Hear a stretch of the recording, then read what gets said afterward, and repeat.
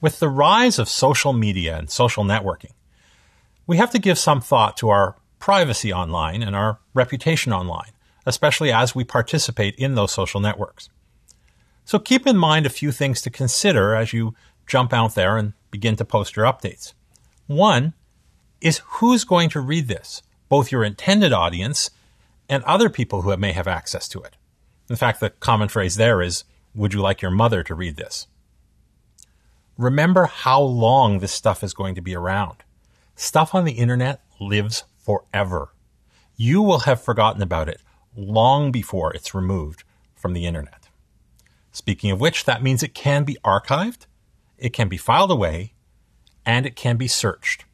And perhaps this is really more important for the people who are a bit younger than I am, or those of you listening and watching today who might have kids or teens at home.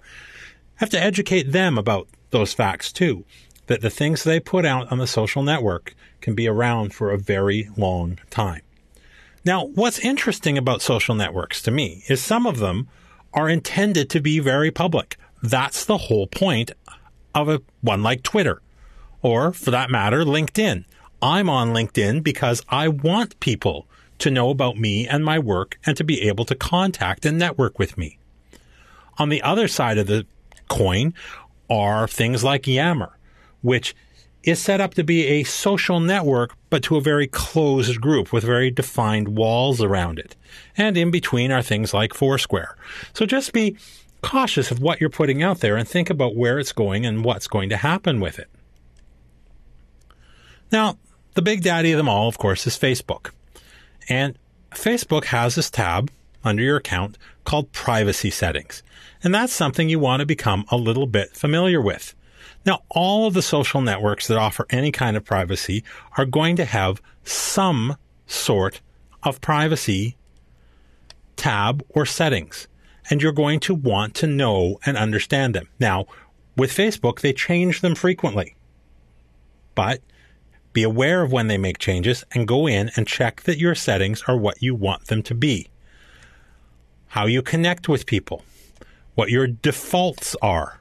My defaults are customized. What happens with your profile. What different groups of people can do. Now, one of the drawbacks is that there are many, many settings to go through. But it's worth the time to do that and take a look and see what's going on. This is a really key part right here where it talks about ads, apps, and websites. It's one thing when you're dealing with a particular company, like Facebook. We all have our opinion about how Facebook operates and what's good and what's bad about Facebook. But those apps that run under Facebook are developed by dozens or hundreds of third parties. And they don't all act the same way that Facebook does. So you have to make a decision every time about how much you trust those. It's a really good idea to become familiar with this and determine what applications you trust to do what within your Facebook experience.